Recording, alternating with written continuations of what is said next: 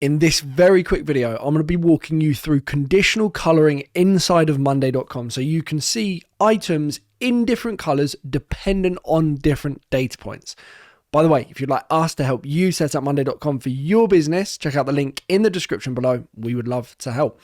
Anyway, as you can see here, I'm inside of my example Monday.com system. Now, this video is short and sweet. All I'm going to be doing is walking you through what conditional coloring is, how it works, the things that you need to be aware of as well. I mean, it's relatively straightforward, but there are some nuanced details that are worth noting. So first and foremost, let me just show you what conditional coloring is. In order to do so, I'm just going to add a numbers column because I think that's going to be easiest to just give an example. So we've got this basic numbers column. And if we add a value into these three options here, what we can do is we can color the item, the entire item, or just the cell conditional on the value that is in the numbers column. So what we would need to do, and this is available in any Monday.com platform, or package, whether it be Sales CRM, work management, etc., is go to the three dotted button and then just go to conditional logic. So you have the options up here, go to three dotted button and conditional coloring. So now what we can do is we can firstly select our color. So we've got an array of color options available to us. So we go for a nice dark blue and we can add additional conditions as well. So different colors. And then we can say whether the cell is going to be colored or the row. And I will show you what both of those look like in a moment. Let's just start with the cell. And then we can kind of create our if then statement. When, and we say the numbers column is equal to or greater than or equal to and greater than, equal to or less than, is not, is empty, is not empty, as an example, then it will color in a particular value. So if we say that the value is equal to or greater than 3, as an example, and then go ahead and press save as new view, because we have to save it as a new view for the conditional coloring to apply. And then all I'll do is just rename this. So conditional coloring. There we go. You can see that this cell is now colored in the color that we set within the conditional coloring because the value is equal to or greater than 3. So if we then go to the three dotted button, we can then go ahead and change the color if we want to. So we could then make this red and then go for save to this view. So that will then update. Also, we could go to the three dotted button, go to conditional coloring, and we could change it from cell to row. So now the entire row is colored based on this one value here, which is the numbers value. This is especially helpful for, well, there are lots of different situations where you might find this valuable. Just keeping tabs on things that you need to be aware of. It helps to point specific things out, make sure that you don't miss them. So we could then go to the three dotted button, conditional coloring, and we can add additional conditions as well. So we could say where the cell and then or row, whatever we want to do here. Let's maybe change this to cell.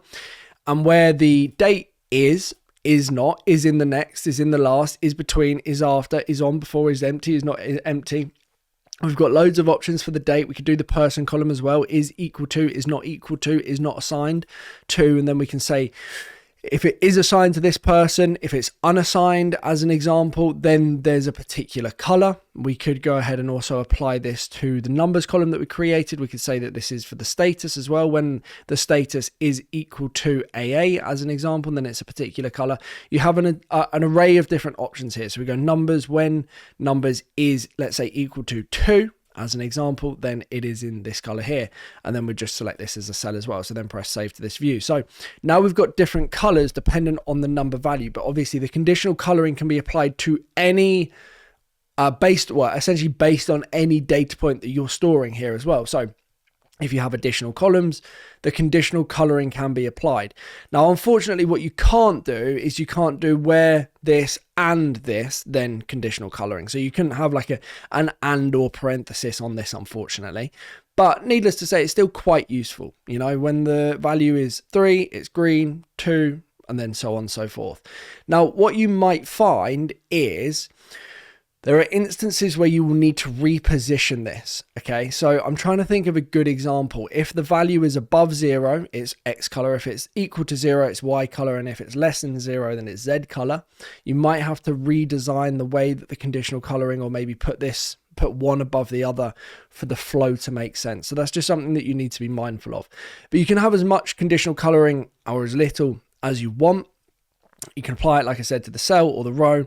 Select the color. Color's entirely up to you. Go say if number is equal to, or let's say less than 0, then it goes to the green, save to this view. So this is a great example here because it's less than 0 of where you would need to go to the 3 dotted button, conditional coloring, and put this at the very top, I believe. So if you put this at the top, save to this view, now you can see if it's 3, you can see the issue that we have here, or at least hopefully. If it's, well, let's put this one here. There we go, save to this view. So 3 dotted button, conditional. If it's equal to or greater than 3, then it's that color, whatever color that is. If it's equal to 2, then it's this color, whatever color that is, amber, I guess. And then if it's less than 0 or greater than 0, then it's equal to this. But because we've ordered it in this way, essentially anything between, or was it great? Yeah, that's greater than, isn't it? Not less than, apologies. But if it's 0 to 1, then it will be green. If it's 2, then it will be amber, and then if it is 3, then it will be, I guess, the pink color. But that's because of the position that the conditional coloring is in. Now, if I move it here instead and press save to this view, because they'll all be greater than 0, then all of them are going to be in the green. So essentially, the way that they are laid out will supersede one another. So just be mindful of this, okay? But that's pretty much all there is to know about conditional coloring. It's pretty straightforward. We use it a lot. We think it's very, very useful. It just helps visually to identify. A great example being if there's a task that's not been assigned to someone, it's very easy to then spot and then correct. And then once it's corrected, the conditional coloring or the coloring will then disappear.